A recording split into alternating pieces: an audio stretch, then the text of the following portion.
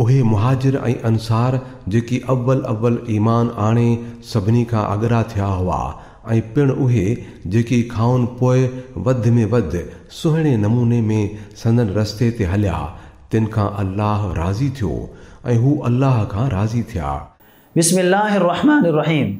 मुआविया बिन अबी सुफियान रज़ियल्लाहु अन्हुमा उन्हनि ख़ुशनसीब माण्हुनि में दाख़िल ऐं शामिल आहे जिन जे बारे में नबी अलैहिस्सलातु वस्सलाम पहिरीं फरमाया विया हुआ त उन्हनि जे दौर में दीन महफूज़ रहंदो ऐं दीन मज़बूत रहंदो।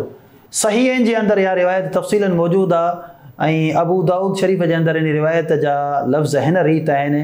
रसूलुल्लाह सल्लल्लाहु अलैहि वसल्लम फरमायो, जाबिर बिन समरा रज़ियल्लाहु अन्हु खां मरवी आहे, ला यज़ालु हाज़ा दीनु क़ाइमन हत्ता यकून अलैहिम इस्ना अशर ख़लीफ़तन कुल्लुहुम तज्तमिउ अलैहिल उम्मा।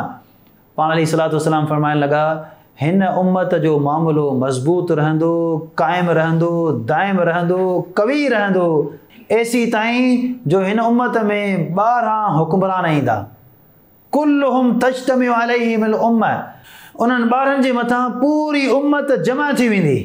अॻिते रिवायत जे अंदरि लफ़्ज़ आहिनि, रावी चवे थो कुल्लुहुम मिन कुरैश, उहे सभु जा सभु यानी 12 ई हुक्मरान कुरैशी हूंदा। हीअ रिवायत फ़ैसिला कुन रिवायत आहे। कुरैशी 12 हुक्मरान ईंदा जिन जे मथां उम्मत जमा थींदी, जिन जे दौर में दीन मज़बूत रहंदो। ॿी रिवायत जे अंदरि लफ़्ज़ आहिनि, ला यज़ालुल इस्लाम अज़ीज़न, इस्लाम मज़बूत रहंदो। इब्न हिब्बान शरीफ़ हदीस नंबर 6671, इस्लाम मज़बूत रहंदो, कवी रहंदो। दोस्तो, तारीख़ गवाह आहे, जी हा, खुलफ़ाए अरबा खां पोइ अमीरुल मोमिनीन मुआविया बिन अबी सुफियान रज़ियल्लाहु अन्हुमा जे दौर में इस्लाम ग़ालिब रहियो, मज़बूत रहियो। हज़रत उमर रज़ियल्लाहु अन्हु, हज़रत उस्मान साईं खां पोइ वधि में वधि जेके मुल्क फ़तह थिया उहे अमीरुल मोमिनीन मुआविया बिन अबी सुफियान रज़ियल्लाहु अन्हु जे दौर में थिया। ऐं नबी अलैहिस्सलातु वस्सलाम जी बशारत हक़ ऐं सच साबित थी। ऐं गॾोगॾु नबी अलैहिस्सलातु वस्सलाम फरमायो, अहिड़ा 12 कुरैशी हुक्मरान ईंदा जिन जे मथां उम्मत जमा थींदी। ऐं तारीख़ गवाह आहे, हज़रत मुआविया रज़ियल्लाहु अन्हु जे मथां अहले बैत सहाबा समेत तमाम जा तमाम मुसलमान मुत्तफ़िक़ थी विया ऐं सभिनी उन जे हथ ते बेअत कई ऐं नबी अलैहिस्सलातु वस्सलाम जी पेशन गोई सच साबित थी।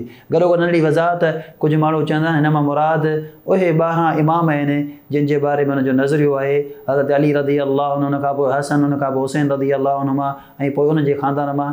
इहो फ़लसफ़ो ग़लति आहे। इन जे लाइ जो उन्हनि खे हुकूमत मिली कोन। अली रज़ियल्लाहु अन्हु खे मिली, हसन साईं रज़ियल्लाहु अन्हु खे 6 महीना मिली, उन खां पोइ पाण दस्तबरदारी करे छॾी, बाक़ियुनि खे मिली कोन।